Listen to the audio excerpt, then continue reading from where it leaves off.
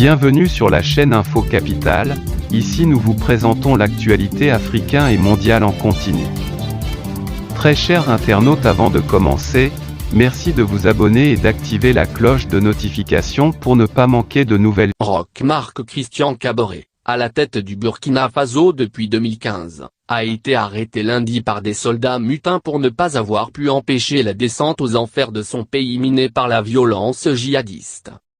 En 2015, un an après la chute de Blaise Compaoré, renversé par une insurrection populaire après 27 ans de pouvoir, l'élection de Kaboré avait suscité de grands espoirs de développement et de changement au pays des hommes intègres. Mais c'est précisément en 2015 que le Burkina Faso, jusqu'alors épargné, commence à subir les assauts de groupes djihadistes armés qui n'ont fait que s'amplifier au fil des ans. Lorsqu'il est réélu pour un second mandat en 2020, le pays s'est enfoncé dans le chaos. Les attaques de groupes djihadistes sont devenues quasi quotidiennes et font des centaines de morts, des pans entiers du pays échappent à l'autorité de l'État et les forces de l'ordre semblent incapables d'enrayer la spirale de violence. Il fait donc la promesse pendant sa campagne électorale que la lutte contre les djihadistes sera la première de ses priorités. Mais les attaques et les massacres dans le nord se poursuivent, comme ceux du village de Solan en juin 2021 au cours duquel au moins 132 civils sont tués, ou d'Inata mi-novembre de la même année quand 57 personnes meurent, dont 53 gendarmes.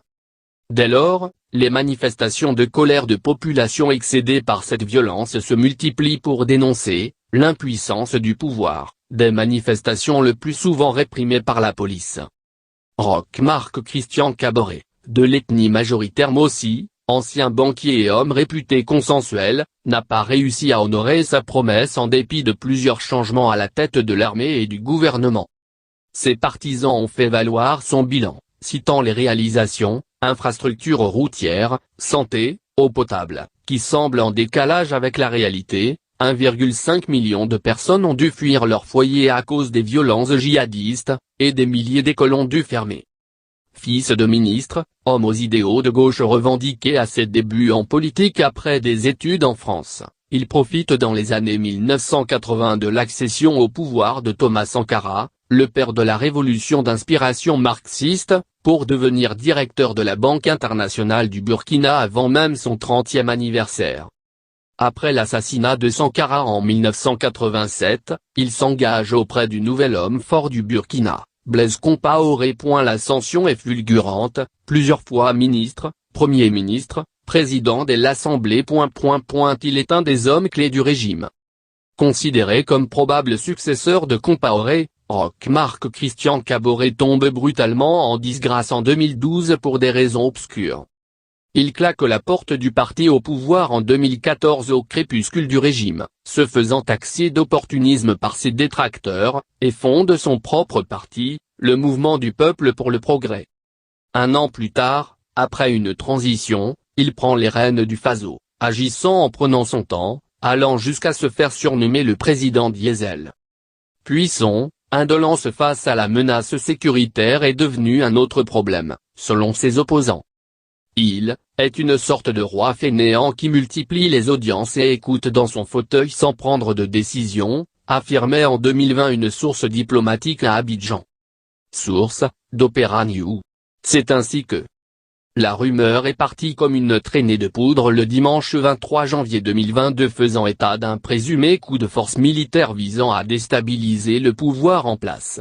Des tirs nourris ont été entendus dans différentes casernes à Ouagadougou et dans d'autres villes du Burkina. C'est finalement dans la soirée du lundi 24 janvier 2022 que le mouvement patriotique pour la sauvegarde et la restauration annonce avoir pris le pouvoir.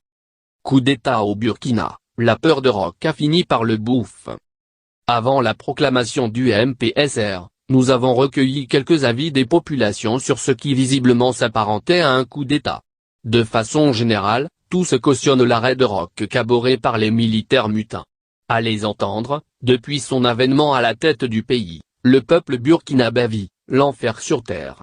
L'insécurité, le copinage, la mauvaise gouvernance sont, entre autres, les souvenirs que certains burkinabés retiendront toute leur vie de ce régime. La peur de Roch a fini par le rattraper, a déclaré Sophie Kaboré, présidente de l'association.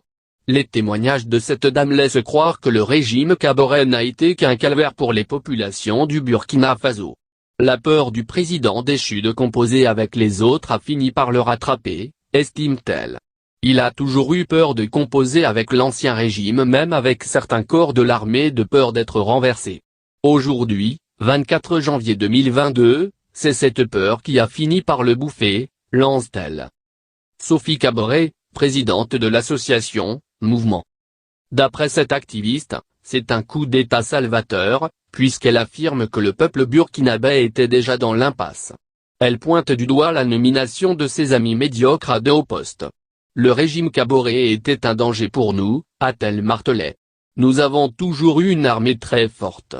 Je souhaite que les militaires restent au pouvoir pour nous garantir la paix, a suggéré Sophie Kaboré. Vu des populations exprimant leur soutien aux militaires. Harouna Radbo est apprenti chauffeur à Ouagadougou. On retient qu'il a été arrêté le 22 janvier 2022 par la compagnie républicaine de sécurité suite à la marche à double vocation, démission du président Roch Kaboré de soutien au peuple malien. Je viens d'être relâché de prison après 48 heures de détention illégale, affirme-t-il. Comme le dit un adage, Cabri mort n'a plus peur de couteau, Harouna Radbo préfère, dit-il, mourir pourvu que Roch Kaboré ne dirige plus le pays des hommes intègres.